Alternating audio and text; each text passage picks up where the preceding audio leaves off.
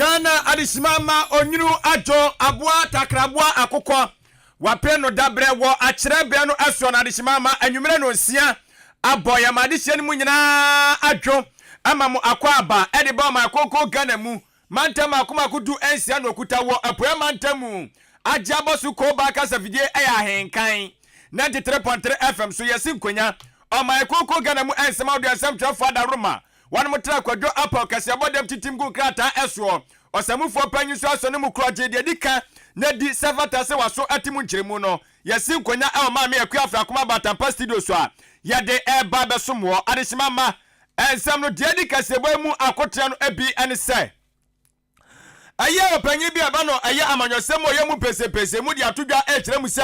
ye mpanyimfo no sebsebe mpraduasa wan mo etiri ane wan mo ekon no sabi adwene no enwene emfa mputunyuma emma wakyerɛkyerɛ ni bi nso de atudwa wɔ se Freddy Bray wɔso wɔbɛdi asɛm bia na ahyaho akesi die wato ampa ho na enkamupuni mantam sisi asa oyɛ tebamuni a wo enkamupuni mantam a no afa ho adwene se fi na kuro ya no dwadifo akyerɛ se ɔmbɛte atua bi na ɔbɛmakɔma diade hyɛ no ma mo enkamupuni mantam pa Contractor fonsu tiemu wo musu mama ye ade ba asem na se Kasiebo mu chenwaso na abeto dansu kyerɛ mu se ɛyɛ enkora a wɔnom yɛ ma ɔmadi mfinhyia bɛ se ɛyɛ dumienu ade kɔpem ɛyɛ du enso ɛso no ayade se yade kɔdeawo HIV no wɔnom tete bi ade mu nkyerɛ mu ɛba wɔwura bi nso ato aban ne fo wɔso woniska man sɔre a woniska enti wakyɛ de baabi asika ne bi ɛwɔ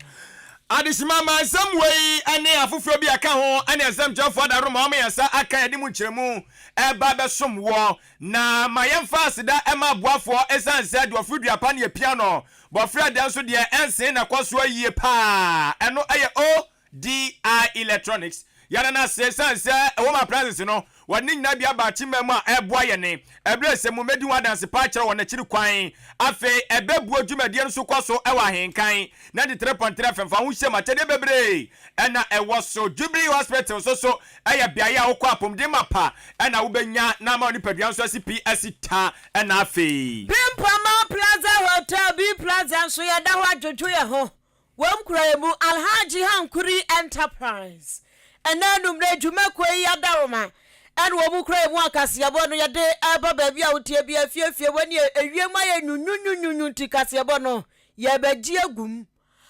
abusua de achi ewo YouTube ni Facebook ya no waseche Ahenkan 93.3 FM ni capital letters atwoya kese wuduru ho a na wadwenche wudi egu adwenche no ye be kenkan ade aman se we Agencha kono ukra tactical small phones ni bia na wa tested ya by SMS 0594 841044 0594 841044 akenkan for wote yanka ene enumrei ayame afia ampofowa mene adwen pa hene kofi mensa adwene papa na papa endi wani mukan afa information center se aboa ma Kasiebo ato apetimo maami odenden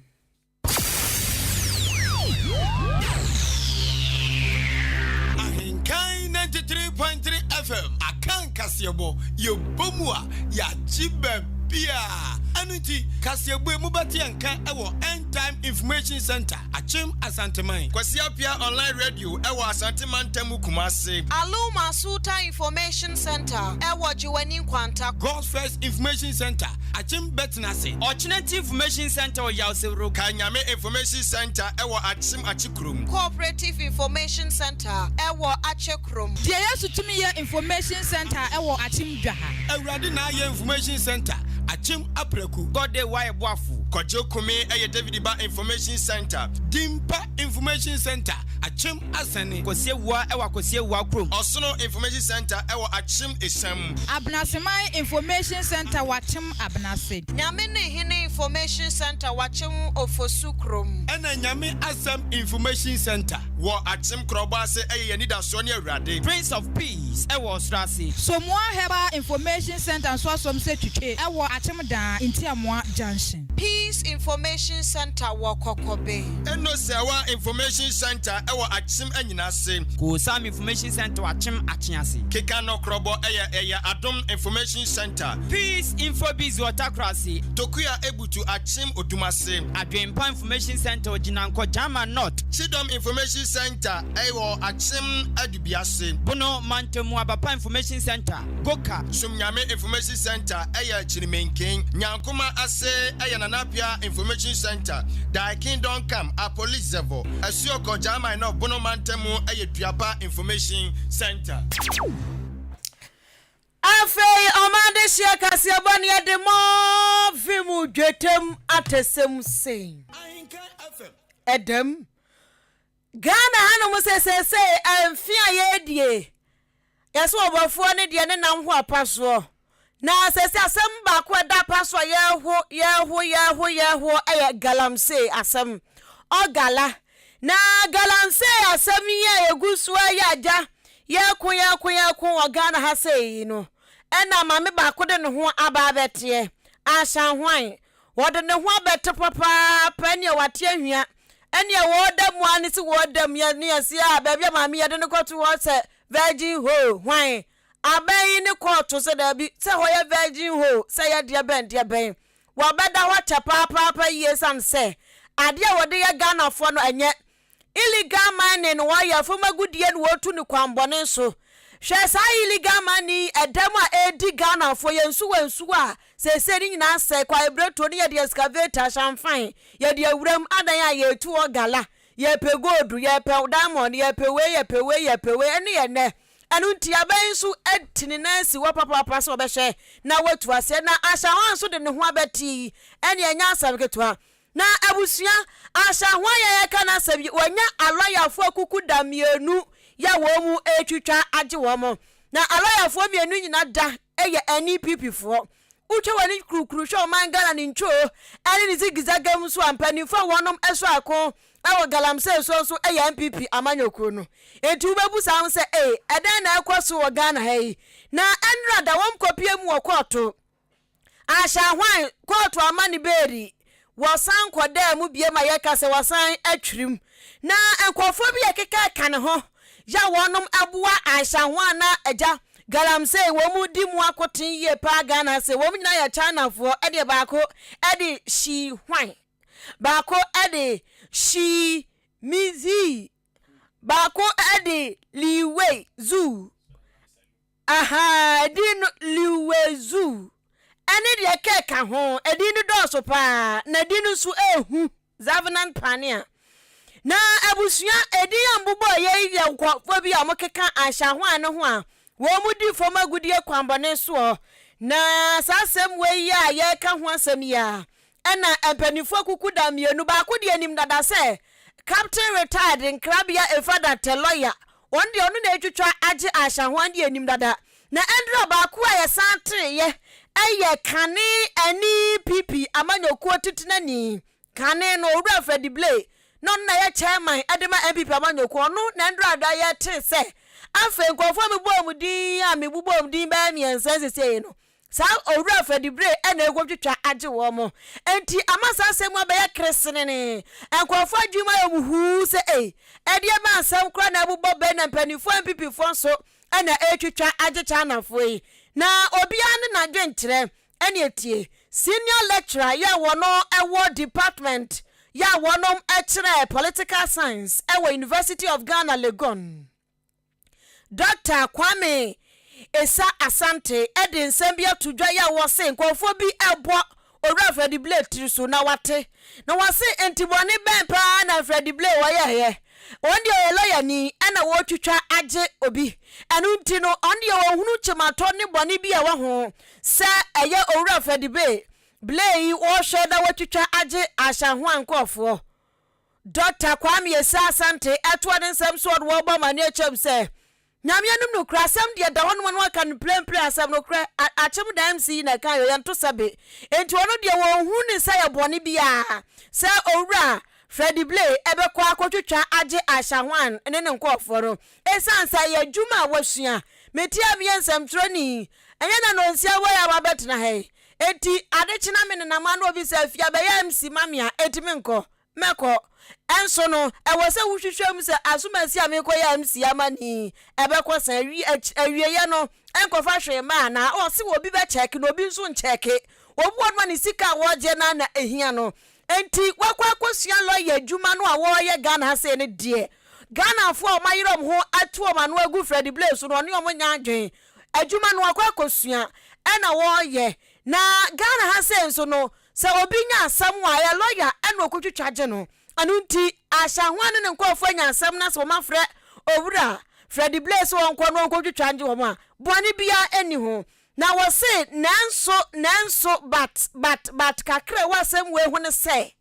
eni pipi amanyoko na eso akonso mutu galamse ase ena ye MPP fo no na esa twitwaje galamse efu edia na ndia akoye hu kakra eni o se ne nyamese enka nokre 2024 abatuo mu empanifo mienu ya wonom etwitwaje galamse efu yi wonom nsanka no wanhwe benya nsunsuanso bone ewo eni pipi fo afamu abatuo ni mu enu nti wo se enu honom de omunhwe ni ye pa na se wo kwa twitwaje obi ne de enya bone wasanso atwa ne nsam so biam wo kyese enti no Ghana afo so adwene mu beyom saa ani pipi amanyoko no so mo nya o madwen se galamse no betu ase esanso wo mo amkofo na etwe mo ho esan atwitwa agi galamse fo nti o se ade na akwese na ntatwene uba ha tu uba ha ta yehu ba bia yembo nti asem no mo tenanyi. From the legal perspective, he has committed no wrong. He can defend everybody, including people who have been accused of committing murder and all that. So there's nothing wrong in that regard. But there's a political cost to it. And then the political cost is the perception people will have about the government with a fight and all that. So that is the politics of it. But beyond that, he has committed no wrong. It is within his legal right and then within his professional right to defend any human being who has been accused of something in court. But how people perceive this is going to be a function of how they vote in an election. It's going to be a function of how they see the government in the fight against that problem that we have in this country. But professionally, he's done nothing wrong. And one hour nipa woti ni nkan wa senior lecturer eni awukwa University of Ghana Legona a department asoya ewo sukuu ni mu aja wonom eche political science ne ho ena papai owo Dr. Kwame Esa Asante na wowie no wose afi wontinsi mu ha sei bambon sam Ghana ha sei na agensrepe ato ape na asam no so de wose yesekireka abaya wotisu na anu ada no wose see something say something omo kwa lanche hu buku ni ade nyina wose ni nyina ye ma Ghana ye kra nanso e wose mpanifu atetete ahyiahia hodro so no womu show madwuma yiye papa bambo ku ahodoro se womu speed up womu nya adwuma ne ntentem show womu fa bi nkika keka ho nyansa ne nimdia ne womasu womu kopa bi nka ho esa so madwuma ne womu ye wo Ghana ha se den hye dan hye nkran esa so obetia ese obi awura Ghana ha obetia ese wemu awura ha ahometo na so obu awura ha no mabekunye ye ebe dan hu anu nti wo se bambo kwa hodro wonom ehwe age ban awaya so no womu hwe ye papa entu batie yesi we malifu abagana ha ye betwa gbawreku ehwa afo abagana ha ye beye we adro wo ho ohun awase asam wo ho obowa opewa twawadi enti sankwofo wanyina ba begu system nim na chese yan ya bradada ene wo so de wo bre e ba beka ye huntu wase bambo kwa hodro munye ready pa no mo hwe yie na wo se sa security asemia bambo asemia enko yie e wo ya hye hodro sunti Ebola timiba terrorism atuate kwa hodro tosha oman bi su kunkum wamo ebi kwaso wa Ghana no mo ye ne andaji nti won tesi yakokun obi wa ha wamo keka enkofo tibom wa be kakra no sapanifu ampa wasema nka beji boom ewo Ghana ha enti Ebola ne de keka ho nyina wose nkofo bi na de fa ya hye no so baaye ya ebi bekeka ya ne ade a enu nti wose wo mo je ban ewo ya hye hodro so no wo mo nyo madwuma ni yo tom na bosome so a yetua wo mo ka. The institutions must work. They are paid to do a service. We want to see that. Because if you look at the Nigerian story, it surprised me that they came through all our borders and nobody saw them in terms of the security people, none of them, immigration, police, national security, and the rest of them. Nobody saw them. My worry is that, one, it creates a certain problem for us. And the problem is that you have seen in recent time how Ebola is ravaging some parts of Africa. If we don't take care, the time we realize some of these people have entered this country. And then you can understand the trouble we are going to put ourselves in. Two, this is the era of terrorism that you don't want to leave any stone unturned with regard to security. So a thing of this nature poses a problem to some of us that, hey, we don't take care, people will enter the system and create problem for us. And three, it also tells that anything can cross the border, and that is not good enough. We believe that the security are working 24/7. I have no doubts in my mind. But some of these lapses can cost us dearly. We want them to take a second look at that and step up their game. And that is the way to go. Nipa wotin nkan ukwopiamu ewa University of Ghana Legona. Ehwan wadi ni nkwi enti ukwopiamu ewa department awonom eche political science ehwa ena wobo. Wenimadia pa enti na wotin se wo Kenyansa sebno Dr. Kwame Esa Asante. Abusiafo anyumra no sia Ahenkan Kasiebo na egusu ade esomwo ewo ahenkan ya de economy ansa chiripo me ansa kasafdie tatrata eso Mara Visa be Fontaine Town Facebook live enhwanimu kata no so okwa ye wo so like na fe wadaroma wa shama wo fra so atimanya bi enso so ahwe na o matie de ekoso manfo adwenche no gu baba ne abekenka de amawo ebra ese na efatamu na wo eye ensafofro enso emu no amanyosem opanyini ba kwa ne eba na amanyosem pese mu a ben pa kwasi bro ne hwentia potokasa mu wase eye political analyst eno eye nana into eye amirichi wade nsema wodo de atodwa ekiremu ese aban anase empo ma konko ganam ya no ma yewei aban aba ekọ enyina no 77 mpraduasa won mu nyina no omoba adwe omodwene no eye omonkwa ho ana omodwene pese minkuminya adwen ana omoba omobefa so omobeye yese tam no omanya wonom ho enkoa na mmom so omobadwene ma konko gana nyina ho no omde no magu akwamu amye nyina wan ya ne pa de lalai anya de so omoye ne sa no ose ya de ba akwa ha adwene pa na no ti obesere se bregusu a ekọ danimu no yempanyimfo nom no enya agensa kyera no omuhunu se oman konko Ghana yene ane edi tumi ni ma wonom so omo hwe oman ne so anu ntia so omo ye nneoma ebe ma ye temamufo no ye nyina ye ho atoye na mmom anya so omo no benya omo na ma ye ne a ye di tumi ni ma wonom no ye ho asa ba ba kyere ye dabi wose de to so mienu adwere mpanfo no dwene nyina no 77 mpradu asakafra cho ase bi no mo no omadwe na da ebi mu kasa nkoa anya se ye ni no de press release ba se ye ni no press release ba na mmamu no so de nneoma wudo begu akwaso ama oman no tumpo no de lalai enti Ghana se people work na ye de bibibia nkrata na so se de action no ye adwuma no eniwanom saa wase ya de ba akoso ha adwene wase bibifo ankasa no ya de a edi aya bifo enya Ghana nkoa na wase ade ba akwa wahuni yasi eye abibima nyina no akomo aboma omu epeso omu digwa ebomo enu nti Ghana ka atra ye kase yakura de Ghana ha eno eye Africa Continental Free Trade Area no watese na atra yakura Ghana ha no ma ye egusu a yesie aye di hudwuma watese osesa ansem ni nyina no onu de nani ne na adwene ni nsusuem ni nimdia wo no ohunu se no enyina ye paperwork enya de aye adwuma enya adwuma na opanyinu ka bebre ka ho mayentie na nto ya na paperwork ne doso Debi who say Debiano because say BBT say ECOWAS it only exists on paper but when it comes to reality it is not. African Union it exists on paper when it comes to reality it is not. So if I say on paper it exists but reality it doesn't exist. In this case, mostly 8 countries and I'm selecting the Africa Continental Free Trade Area, and it is going to represent all the 5 sub-regions in Africa: Western, Northern, East, and the rest, into various countries in which include Ghana. But the fact is, I say, when are we going to see the reality on the ground? Sometimes, let's be truthful to ourselves. When you are traveling from here to even Togo to Nigeria, how is it like? When you get to the border, there are a whole lot of issues. It is because our leaders are not proactive. Our leaders only think about themselves. Our leaders don't think outside the box. And our leaders don't think about the ordinary citizen. Enwa na opanyini nana into eye Americhi wakano ai political analyst ana wagusu a wo chechire mu na owie no wa mananso wa odi bi pisu biam chire mu sai we de kotodwa agu fam ensa danseyam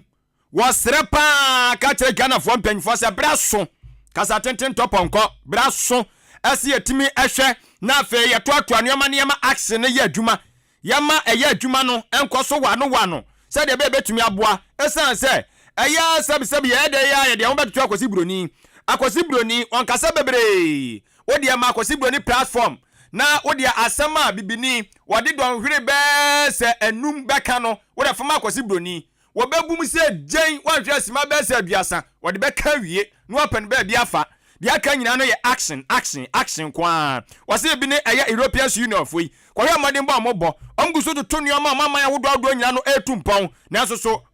abibima de obotentim otim de otim ontu anamo bia entu ande wo sese ya fa no mangu akwa so owie no anu asa aka kire aban ne se wo se na opanachaw aya industry no wo me na ni nkoso na ne anwuma ne yemie bi na Ghana fo bi ni nya adwuma ni bi nye na afi nwuma ne yemie bi ne sa ke confidi dwuma no ye bie de adade dan yan kasa no ma hoduo bi no ya dan ani ne ya wisu e wo Ghana ha na da bia ne se ya kran no ma firi nkrofo aman so no ya te so wo se akoba ne sa de a o se ye atadwufo wa Ghana man ye bete de o man ne betumpon na akonanim.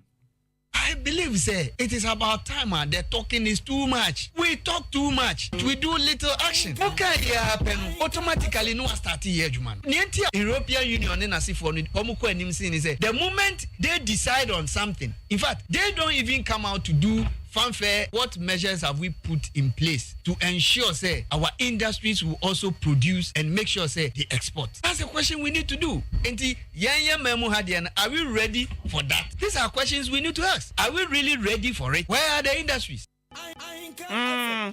Ani asia bie one day so to one factory no yasia bie boadwa wadre ni ade enom gusua wo makeka na ochem se ewai mo nkire yan nti ISA no so afọ wedwade ni fidi dwuma so enche o the press release bebe wa be chechirim why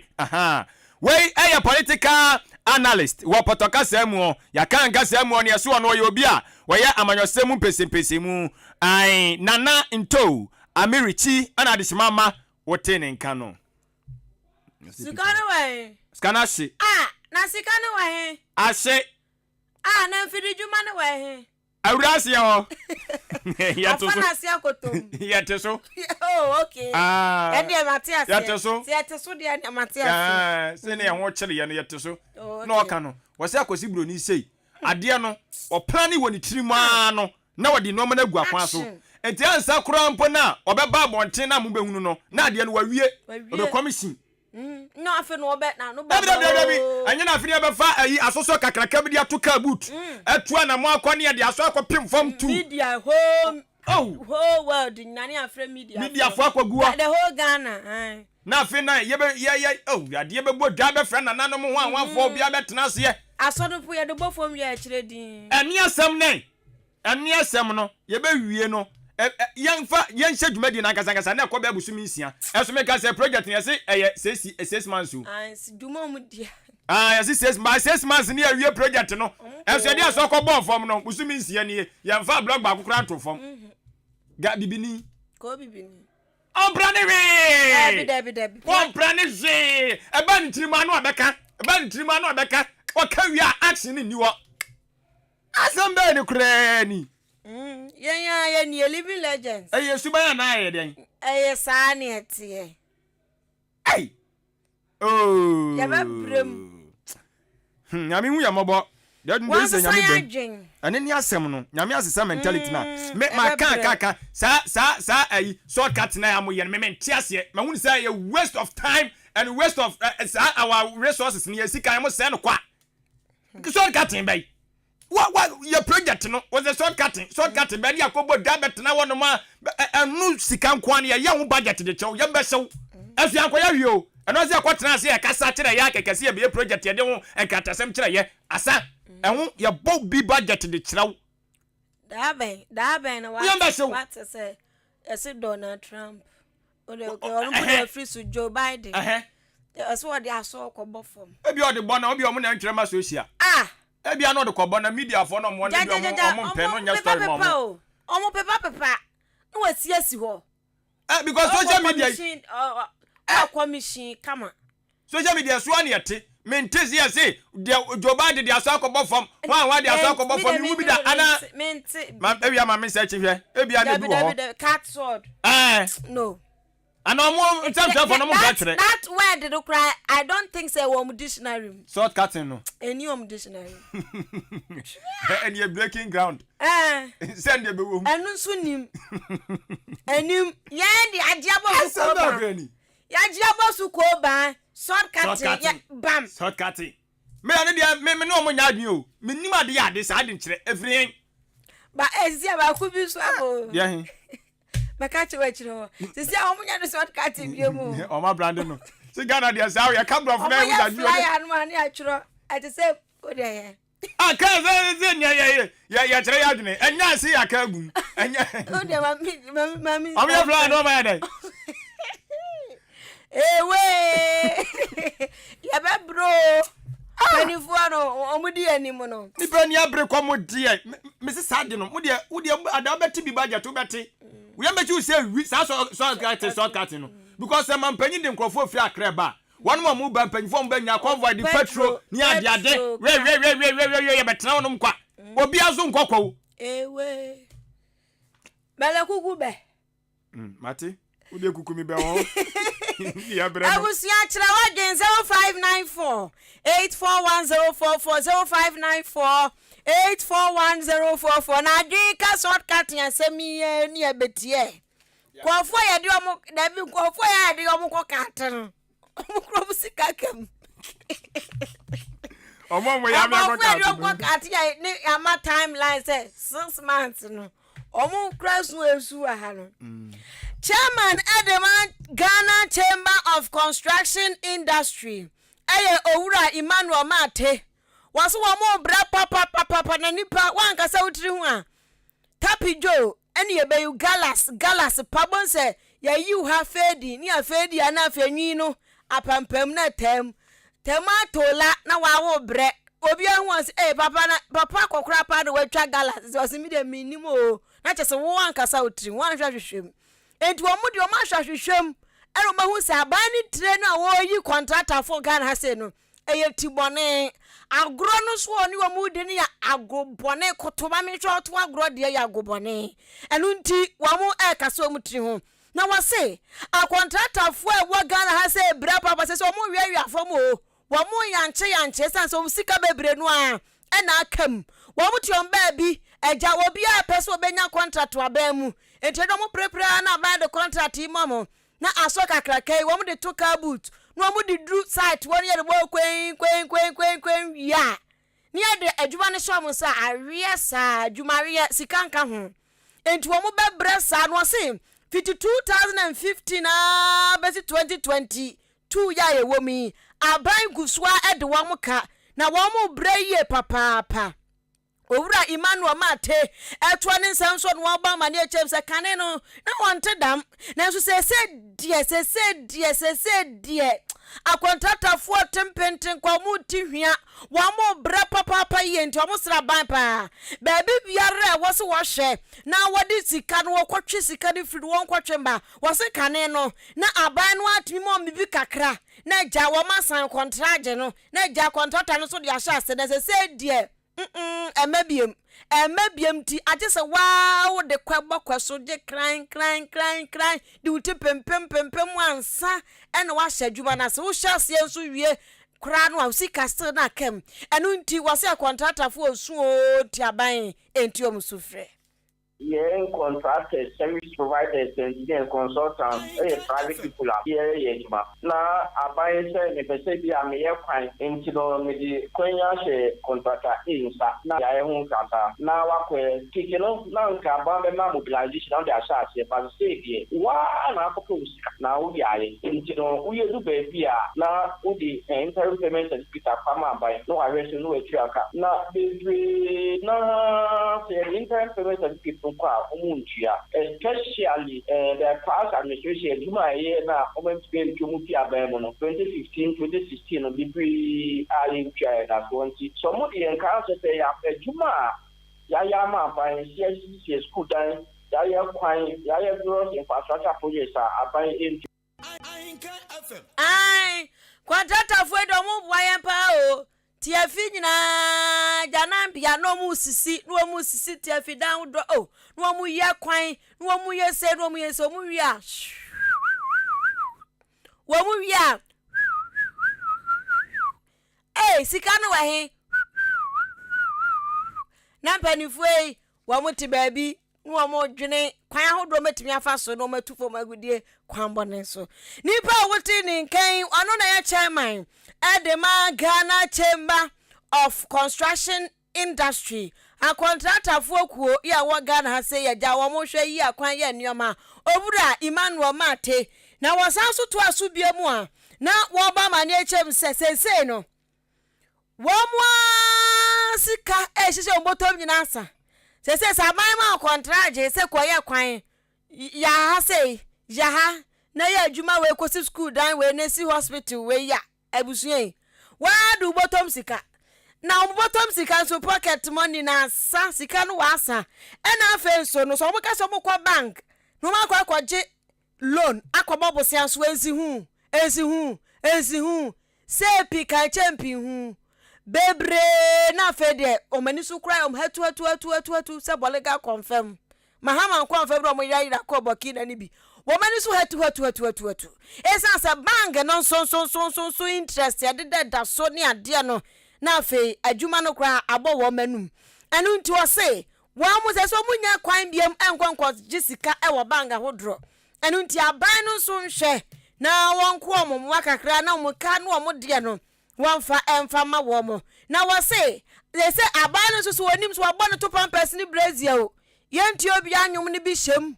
ana yemfi taduku ni so yiri wam tuntum ni bia dia black ni red dem na bi yiri wam nti no wam kan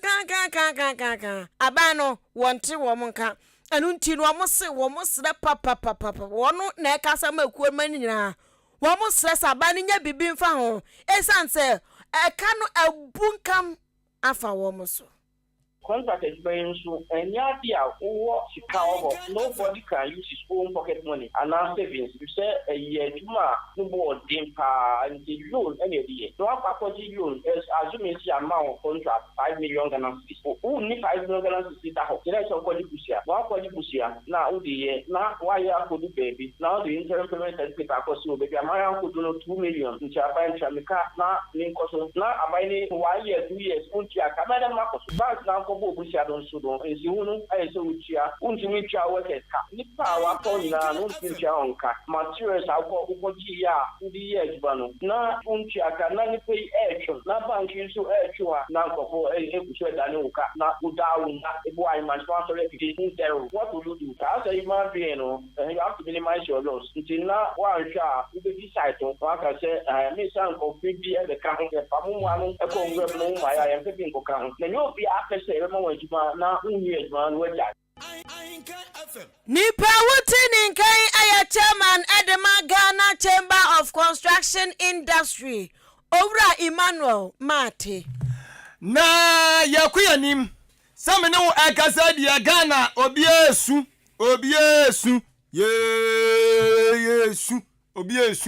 Ghana ayade papa chese enya agonyam na meka o 50 cedis crown untimi din 1 week 50 cedis say 50 Ghana udi ni say 1 week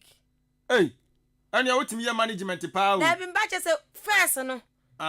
na utimi din 1 week and now ka sisi na meka sisi untimi din 1 week First, and dear. And come to me in 1 week. I just to me say. Just a day. Facebook for any a young one with Yan Canada 3.3 FM. YouTube 50 cities. You bet me didn't say a day. A day. And it was a 1 city. I want a day. And it was 1 city. Remember the met in bed 2-3 days. 2-3. Hey, Adrian. 2-3. Okay, me your bar. See me a home constant. Oh, okay. Me your home constant. I'm sorry, economics. So can't. Yo, me dear, me your bar. Me didn't just a day. Data talk, Rabekum. Ah, yes, who the third and yet, so the third day. Not sending your expenses. Suspense, in a day. Expenses in Facebook for one challenge. One challenge media. Cities over spending no. How many days? Aye, and nay. 0594 841044. Facebook for Sumunjingum. Near aye. Na ya kwanza mno so. Agadi form wa Ghana ha. Sisi wa masoya she papa. Omai ya she dada. Na eye asoya omo so na jeje yetua wa Ghana ha. Mecha Ghana Revenue Authority for. Sole omo so asori nyago ketwa. Oma sori. Bepam no kasa okwanka buni mantem ni asante mantem a. Duadifo a won mo no mo tata won mo. Ada ya omo se afa bibi value added tax. Sa taxi amanfo beso mbetua. Enti si eba ne behwe won krata mu na se eye vet rate no ade se won krata no ekuta won untua ene anu anso ma topa lo kakraka bi na kura wo mo krado bi ne kakraka se tie nie to anu anso mo ade akasi ani kwanai yatum no mzafo na gwomotom na ekro no enti anam so bi kura ma santimantam mu kura dwadifo na gesa bi se ne anya nto anya ntua wo mo nkotena wo kwa na sa eye aso am gi tuo kura ba betata wo mtu omatoto om shop mu a enra se omankwa aduma enne kura so yate se bi mu so ankwa aduma a omutiti fie eka buni mantam so se me no kasai enra omukọ lock bi mu stores enne so omasa atoa so ne nyina no aya so om na gige to Ghana Revenue Authority for na no na gadifo kabom kwa wo Ghana ha Ghana Union of Traders Association guta wanum so om so ba sore no mo sore a om so ba ye kire atiatua kase pa de mu oden ade atia Ghana Revenue Authority ani abayi na Ghana Revenue Authority for de no motua tia de atia omne say sa value added tax rate no omo ka cha omo say ekwa omo fa so omo de gige sa to we no omo dwadifo ni nje ho omo dwadifo ma ni nje ho kura sisi an omo dan system nani ai digita no abri dwadifo ni so me maame wono kwa ubasu wasese kapre mienu kapre miensa sempoa no gabom mudi bibia kwa be fonten so no be da koso no kotua sa aka we enti onu so kire se sa de na Ghana Revenue Authority for ye no omani nje ho omo se enye se sa to no mo be so betua wo omo nim se yo masa de so mutua nanso process no mo de betua sisi no mo ye den anu achi omo hunu se sisi economy na nkasa kra no wo hihye no aban na nkasa kra wo hihye no wode no wanye enti obia hu dwa no te wo so munya to wase mpo kakra afi aban so de odie omo che se aban so wayiri no mam amanam no kasa sidi no wodirimika wabonu ma de se ka dollar no ko be so mu se twam na so osembot mirika ni bi ana dollar ne de enti ayi sidi no so o te se ko fime nsa metia mirika be no otimi tuo waba kokora enti no wo kire ne papa enti ano so o mu ka kire aban sasu wanye bibia amfa dollar na sisiam no kasa yase ahwira ko gina Ghana cities no 11 cities atiri po pesos no 30 pesos anom si eho etiri nyina mo kika bom no ma ye oyecha so oyecha no wanka puri mantam dia ebecha satimantam dia no omo nkwa adwuma ko ja boso bebam na aban na kasa hwe no obetimi ahwe a ene etojo no ala. You have a system that does not ensure fairness, equity, runs trade concurrently in the same vicinity, in the same market. That we have a standard rate of that one pay 19.25, and then we have a flat rate of 4%,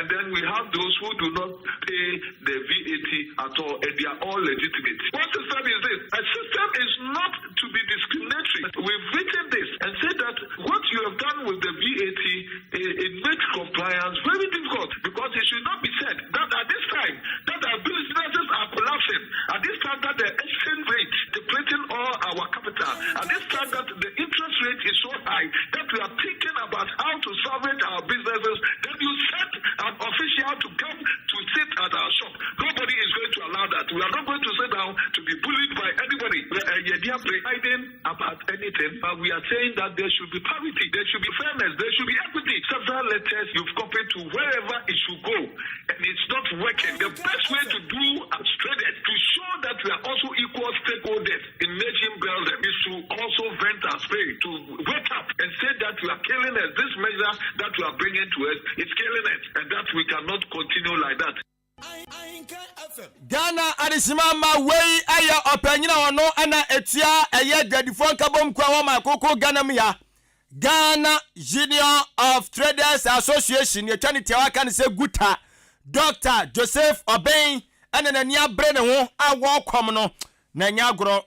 oh papa na nya bre papa aya o aya mako nanim we dia cha se makokura wom the papa bia nenai ekuro da nenai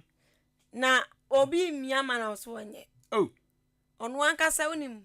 rankasa nu so ehye na o ma ne nya shampoo o de ato nchen kwezi eyo agwezi eyo eyo wazo o de ato nchen the no say the onu adi akwesi eyo obeya eyo waya usa na kuro ni etre oh adio we ya boa blow super o ma mo yese nam so the Ghana Revenue Authority ti da da mo to ma hu na na mo se beta tankrofo e fodo mo fa bo ganya so meje sika diare no meje da no mo to ye dey o se sisia no gadi phone say o ma dane ni o mani nti ama no mama ye wo di bibia ko digital so kura mu anu se wo se mo ye ho education nipa hin anim mo digital na mo dia me ma me a wo si atwoma san ma wo nim ade ni so adwadifo na mo ni o mo je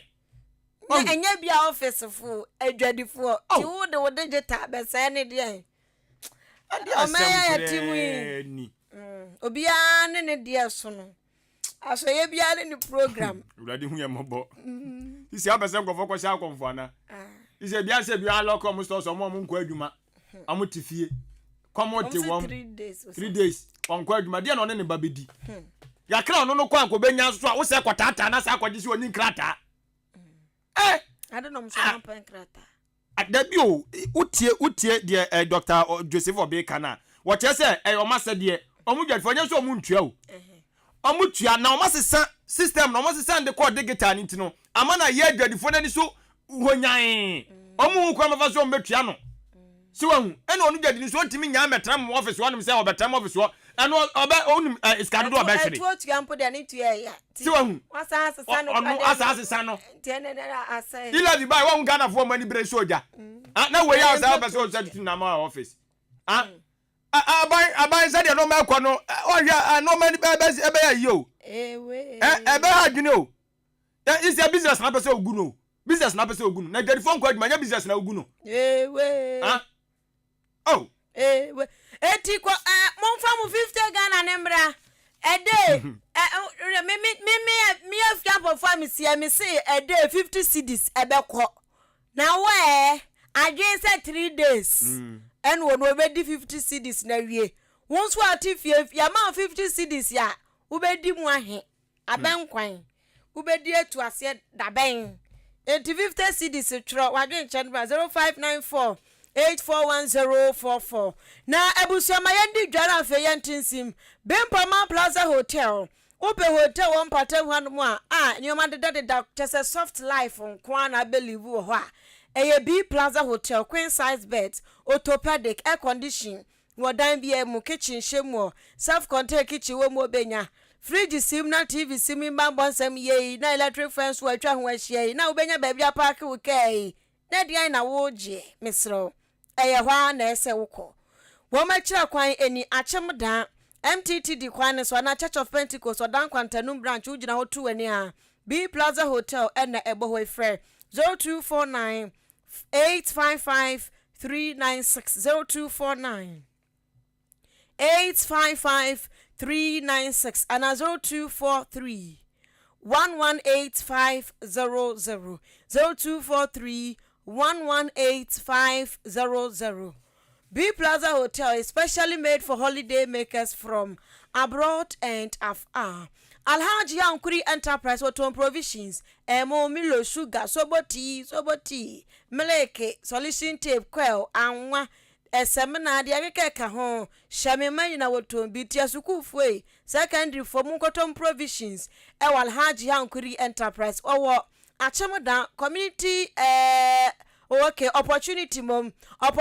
bank ene South Bremura bank wo mapam a ena wo she Coastal nchen hono aha Alhaji Yankuri Enterprise enunti fra 0245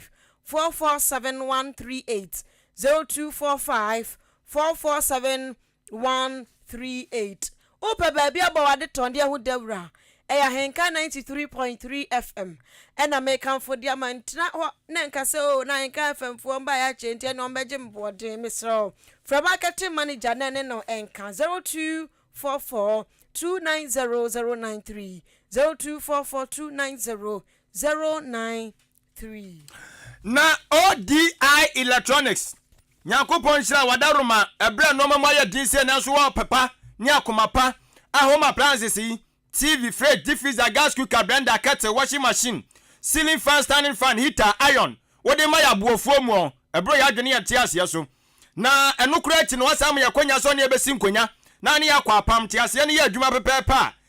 wodi normal ne be mayen ne ya tuane kakra ebi won so be me ya tuane kakra na afebre semu no eso de kwa ne ya pere bo a ne abeje ade ya da wase eno ati dwadifo e wo achemam odane ne patam e disa anoma we hu nyina hu dane de ODI Electronics ne ni din kata ho sanse o ma ye ha ye ho entua sentuade enkonka puni mantema na santimantamu enkoto sa no ma we abodin mu biem ye tena wodan ana ye tena chimba mu ya kotokum na afi wode no ma na atoa ye ne aton abofuo mu ne aton na ye nyaso mfaso yada na se na ODI Electronics na tiri kwa anya yira kwan wone Ahenkan 93.3 FM the best in the east kasa video no ebutu dankro emu awo achem abuabo uduru senjina bia wonoma main station wonom no na afi wa bomoden abusa obibia be kirewo yanya yira kwan koda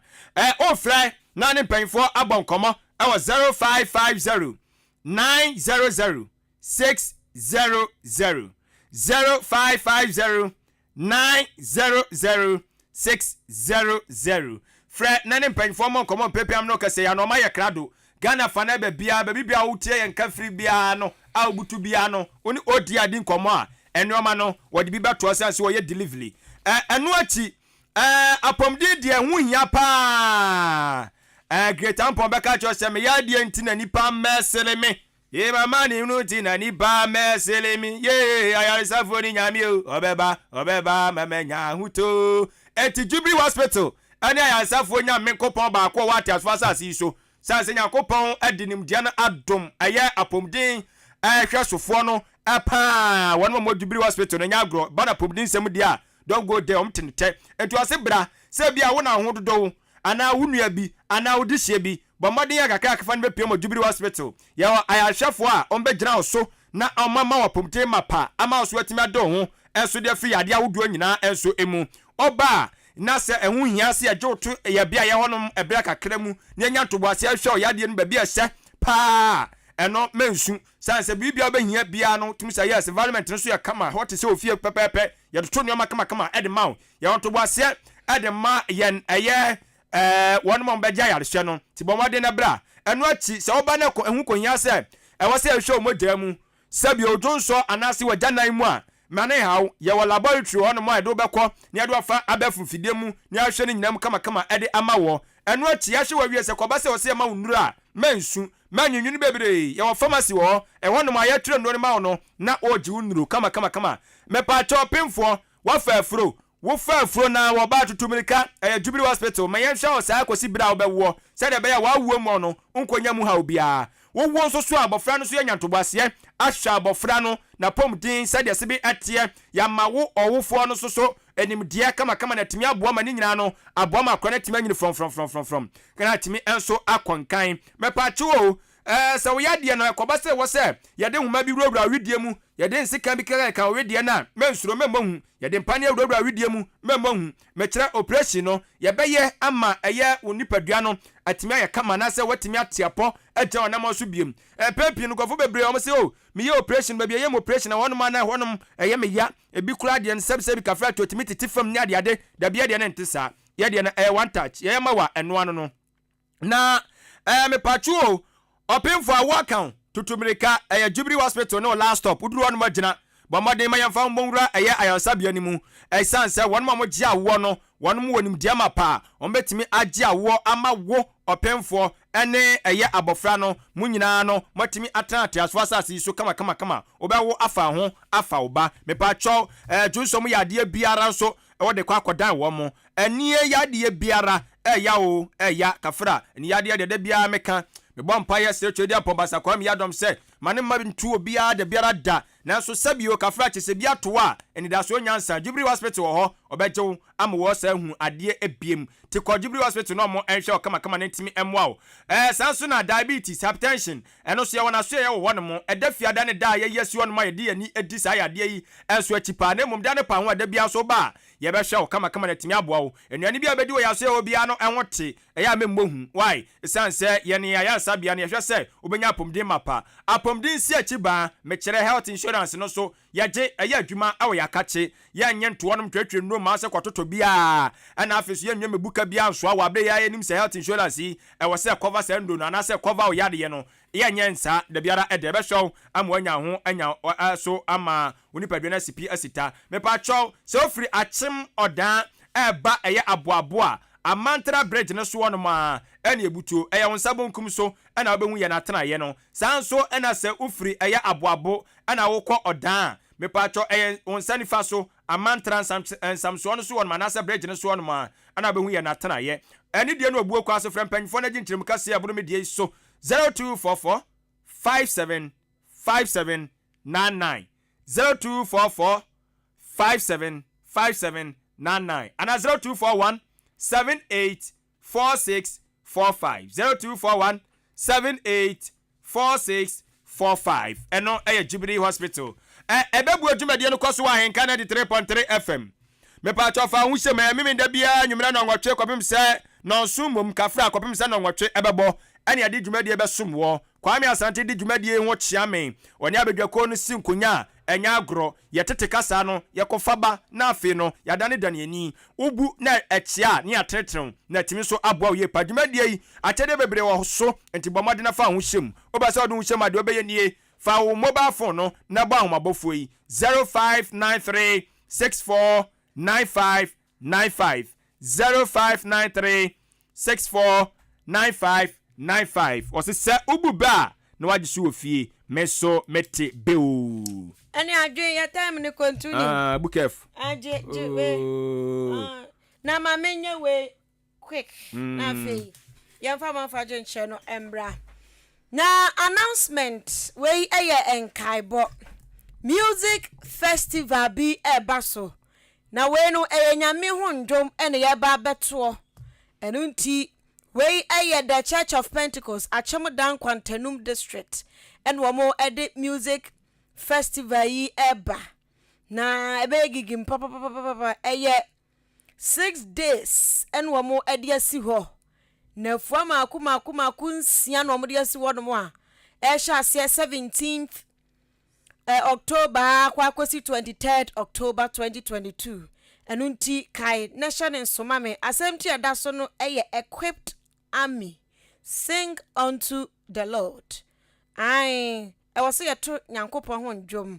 enunti no Psalm 96 verse 1 and wo mu fa semiti efriye na onim se akwakwaya music festival na anyomtofo akuku dam ena eba be piem ewase papa your to my God will make a way ne no de ade kan news nkwa na me wo de ade to nwum de ni bi nti me gyeregyere me ho kra Jack alolomi o baby se we hu no ha papa no nim nwum to pa Minister David Hondo Oba in Kwantanum District Choir Top Choir PIWC wonom eba oda ene anyomtofo bebre wo achem dane ne mpatamu eno nti ya na wahwe ahye ne nsosa ede amaye na dwumadie ye bayi sofo ahodro esisi wo mosre so apostle set kwaku asumani area head edema achem odan ena afei pastor Frederick Diaba ono nso Nkwantanum district pastor na kanehye no se bia ya ekoso enie na afuansie no mde asi wo beto nnwom Nyankopɔn ho nnwom na enwosra be ya adwuma panti ya unko Pentecost kura fa ho jimbi oja no ko Filibi Pentecost ja no guso a ede music for na ka say Pentecost ja eridel eridel wakumemu danyina eridel okay Pentecost ja no guso a ede ede baba se ashahwan otu for magude enu ti kwa na kwa experience sane esitie na ekoso ewo Nkwantanum Central Chapel opposite Bempoma Plaza Hotel ayaya Bempoma no eye enumre no nsia gbapa ho semaduasa enumre no nsia gbopa mu te na waduro ekwa akwapem enumre no nkono ena afa nso no ebi bekoso ewo Shechem assembly ya ewo kan se odan empatam ha enu ntia no so de kwasiada de 8:30 am kopem awia prem to bre enu nti no aye music festival chenchirenche kase pa bozi ya ebekoso Pentecost fo ena ede ebodan Nkwantanum district fo sponsors wo mo so dwumadi ase bebre enu nti o pese o so masin bia mesrewa ya afre na o person bia busa ya afre Elder Kennedy enso e was 0244 026 082 0244 026 082 ana 0202 306 371 0202 306 371 music festival music festival yate amafo adwen chande abase chaw na wei owura Peter aseni asinie me ba chodin manya ya na dia tem wa Peter sele owura Peter manya odini ya asenem na dia tem wo kire mu se wo achema benase na Peter kire se Ahenkan FM Kasiebo de test ankasa na wono de wotie na no pani awia na umache bibibia de dem kama na se galamse ko ne de betimi abam ne atimi akwa awia ayade baako obia me nani na ho watchdog obia me nani na ho bia anya na fam de na ntimi mwan mo betimi am yakwo edi atia yate owura Peter ya da ase bebre wenso ese wodi free achim ai wase wodure ho awanti ase Ghana Revenue Authority pa de na moje free Ghana fo ho ye emla dodo se pa ne makodwa so akoye nkyerɛkyerɛ ade amadwadifuo mema ne dwadifo mema mo nkyerɛ yɛn da bɛ no my education na wɔsemo de on ka mo hwee na wɔde aba we sɛ Ahenkan